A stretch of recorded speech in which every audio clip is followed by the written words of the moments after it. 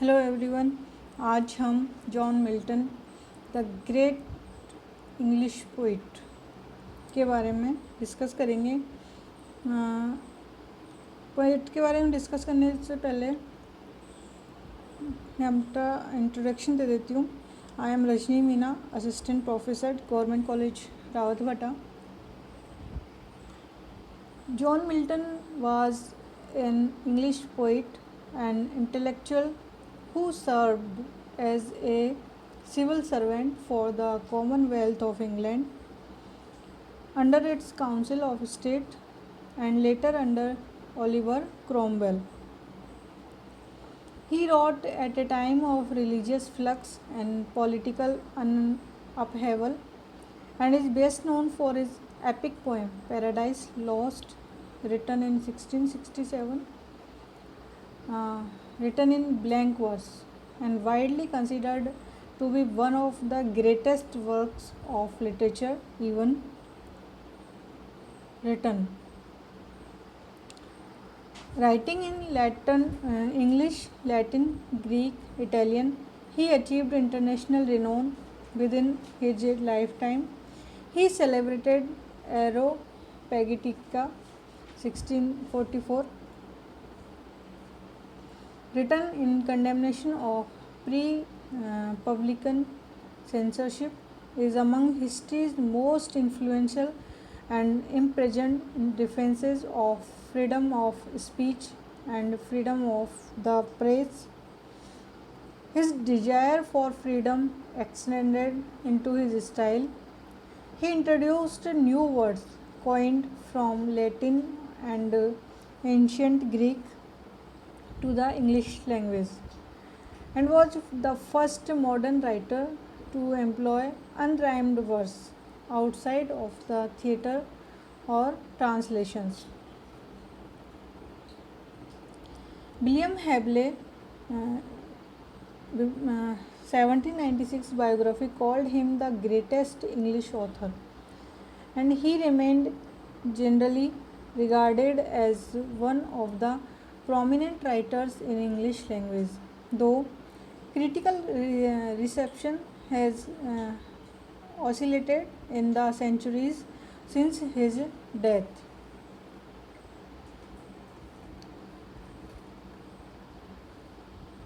Describes Milton's politics views on those of an acrimonious and surely republican. Poets such as William Blake, William Wordsworth, Thomas Hardy revered him. His early life.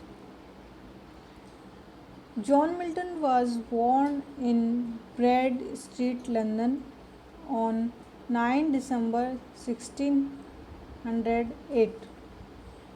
The son of composer John Milton and his wife Sarah Jeffrey.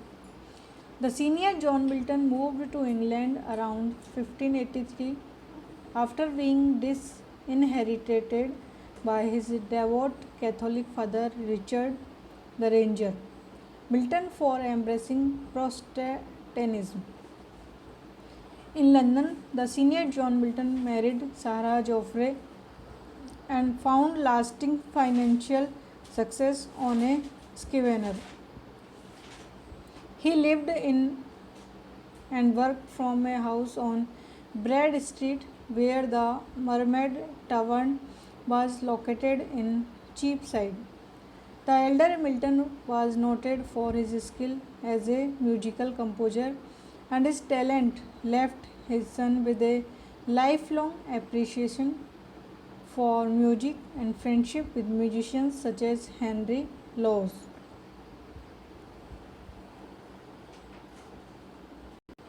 Milton's father's prosperity provided his eldest son with a private tutor, Thomas Young, a Scottish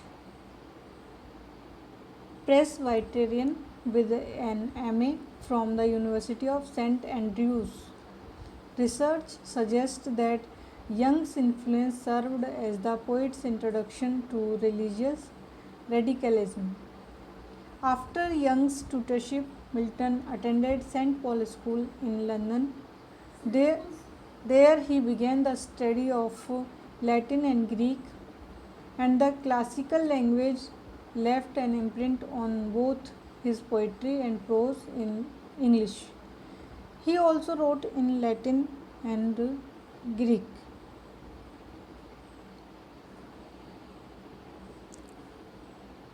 Milton's first debatable composition are two psalms done at age 15 at Long Bennington.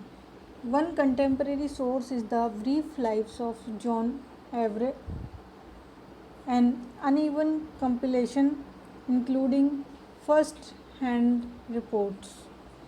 In the work, Aubrey quotes Christopher Milton's younger brother.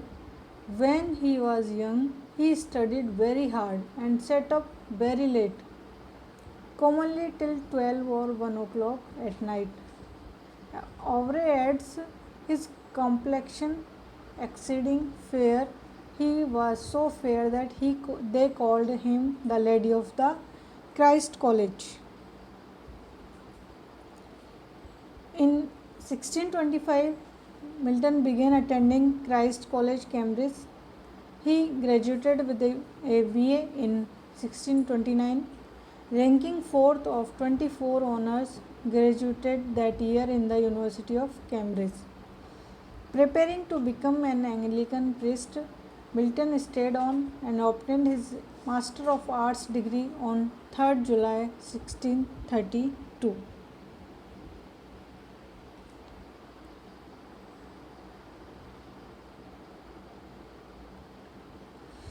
Milton may have been rusticated in his first year for quarrelling with his tutor, Bishop William Chappell. He was certainly at home in London in the Lent term 1626.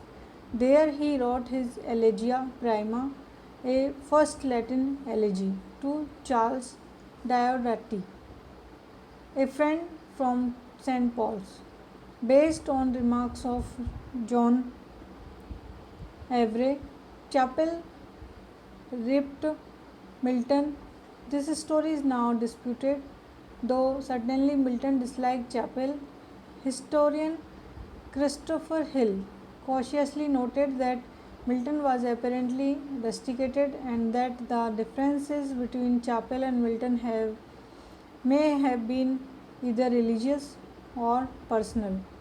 It is also possible that, like Isaac Newton 4 decades later, Milton was sent home because of the plague, by which Cambridge was badly affected in 1625. Milton's tutor was Nathaniel Tobey.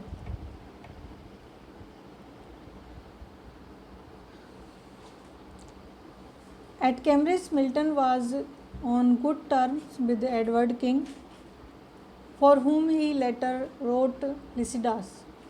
He also befriended Anglo-American dissident and theologian Roger Williams. Milton tutored Williams in Hebrew in exchange for lessons in Dutch. Despite developing a reputation for poetic skill and general erudition, Milton experienced alienation from his peers and university life as a whole. Having once bashed his fellow students attempting comedy upon the college stage, he later observed, they thought themselves gallant men, and I thought them fools. Milton was disdainful of the university curriculum, which consisted of still-rate formal debates conducted in Latin or abstract topic. His own corpus is not devoid of humor, notably his sixth Plorusion and his epitaph on the death of Thomas Hobson. Study, poetry and travel. Upon receiving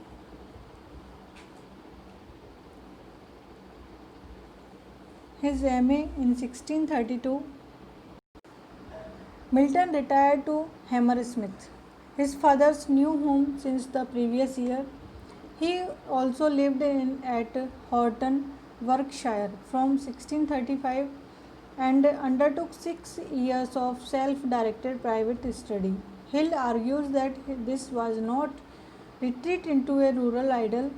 Hammersmith was then a southern blaze, falling into the orbit of London, and even Horton was becoming deforested and suffered from the plague. He read both ancient and modern works of theology, philosophy, history, politics, literature, and science in preparation for a prospective poetical career. Milton's intellectual development can be charted by entries in his commonplace book, now in the British Library. As a result of such intensive study, Milton is considered to be among the most learned of all English poets. In addition to his years of private study, Milton had command of Latin, Greek, Hebrew, French, Spanish, Italian from his school and undergraduate days. He also added Old English to his linguistic repertoire in the 1650s while researching his history of Britain, and probably acquired proficiency in Dutch soon after.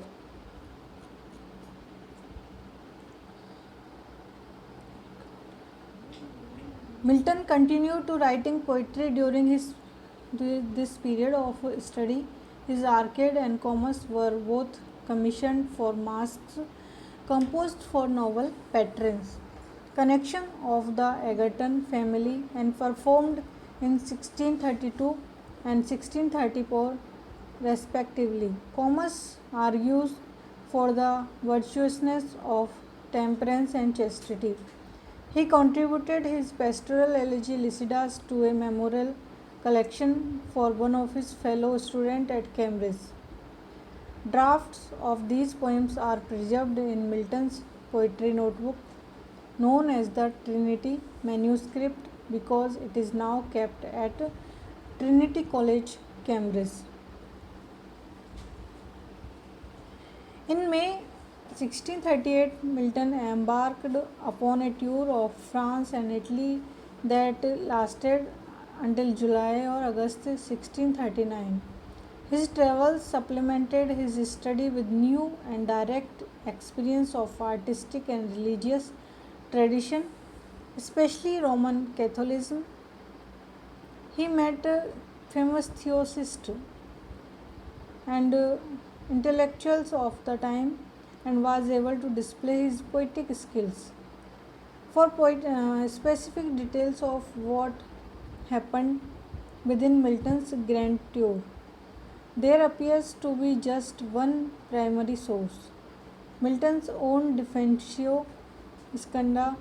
There are other records, including some letters, some references, and his other prose tracts, but the bulk of the information about the tour come from a work that, according to Barbara Lewalski, was not intended as autobiography but a rhetoric designed to emphasize his sterling reputation with the learned of Europe.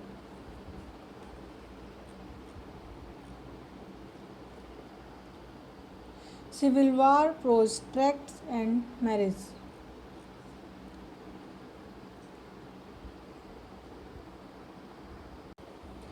Milton began to write prose tracts against episcopacy in the service of Puritans and parliamentary cause. Milton's first foray into polemics was of Reformation touching church discipline in England 1641, followed by of prelatical episcopacy. The two defenses of Tennis, a group of Presbyterians divines named for their initials, the TY, belonged to Milton's old tutor Thomas Young, and the regions of church government urged against prelacy. He vigorously attacked the high church party of the Church of England and their leader William Laud, Archbishop of Canterbury, with frequent passages of real eloquence lighting up the rough, controversial style of the period and deploying a wide knowledge of church history. He was supported by his father's investments, but Milton became a private schoolmaster at this time, educating his nephews and other children of the well to do. This experience and discussions with the educational reformer Samuel Hartley led him to write his short tract of education in 1644, urging a reform of national university. It was the hostile response, according to the Davos tract, that spurred Milton to write Areopagitica, a speech of Mr. John Milton for the liberty of unlicensed printing to the Parliament of England. His celebrated attack on pre-printing censorship in Areopagitica, Milton aligns himself with the parliamentary cause, and he also begins to synthesize the ideal of new Roman liberty with that of Christian liberty. Secretary of Foreign Tongues. With the parliamentary victory in the Civil War, Milton used his pen in defense of the republican principles represented by the Commonwealth, the tenure of kings and magistrates.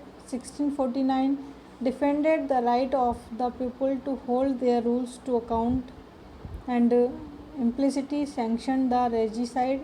Milton's political reputation got him appointed Secretary for Foreign Tongue by the Council of State in March 1649. Defended the right of the people to hold their rules to account and implicitly sanctioned the regicide. His main job description was to compose the English Republic foreign correspondence in Latin and other languages, but he was also called upon to produce propaganda for the regime and to serve as a censor. In October 1649, he published Iconoclastes, an implicit defense of the regicide in response to the Icon Basilique, a phenomenal bestseller popularly attributed to Charles I that portrayed the king as an innocent Christian martyr. Milton tries to break this powerful image of Charles I. The liberal translation of Iconoclastes is the image breaker. A month later, however, the exiled Charles II and his party published the Defense of Monarchy Defensio Regio pro Corolo Primo, written by leading humanist Claudius Salmasius. By January of the following year, Milton was awarded to write a defense of English people by the Council of State. By 1652, Milton had become totally blind. The cause of his blindness is debated by bilateral retinal detachment or glaucoma are most likely. His blindness forced him to dictate his verse or prose to announces who copied them out for him. One of these was poet Andrew Marvell. One of his best known sonnet, When I Considered How My Light is Spent, titled by later editor John Newton on his blindness, is presumed to date from this period. Restoration. uh, in 1659 he published a treatise of civil war power, attacking the concept of a state dominated church as well as considerations touching the like list means to remove hirelings, denouncing corrupt practices in church governance. As the republic disintegrated, Milton wrote several proposals to retain a non monarchical government against the wishes of parliament, soldiers, and the people. During this period,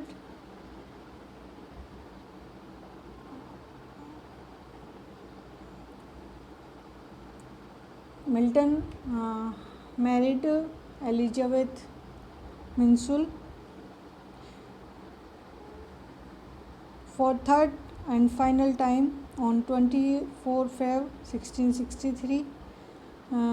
Elizabeth Minsul was 24 years old that time. She was a native of Wyaston, Cheshire. He spent the remaining decade of his life living quietly in London, only retiring to a cottage during the Great Plague of London. Milton's cottage in Chalfont, Salt Gills, his only extant home. During this period, Milton published several minor prose works such as the grammar textbook, Art of Logic, and History of Britain. His only explicitly political tracts were the 1672 of True Religion, arguing for toleration, and a translation of a Polish tract advocating an elective monarchy.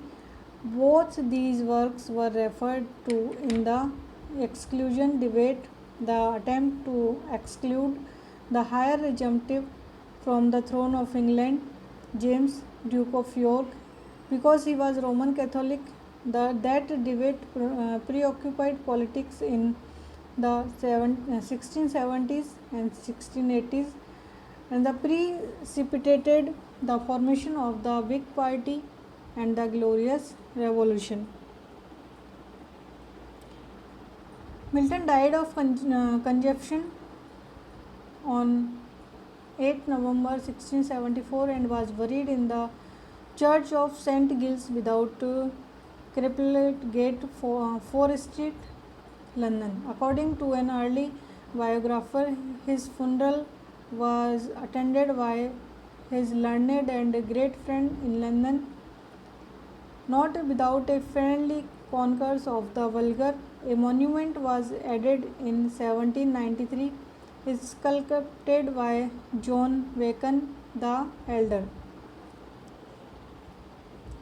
Family. Milton and his first wife Mary Powell had 4 children: Annie, Mary, John, or Devereux. Mary Powell died on 5 May 1652 from complications following Devereux's birth. Milton's daughter survived to adulthood, but he always had a strained relationship with them. On 12 November 1656, was married to Catherine Woodcock at St. Margaret's, Westminster. She died on 3rd February 1658, less than 4 months after giving birth to her daughter Catherine, who also died.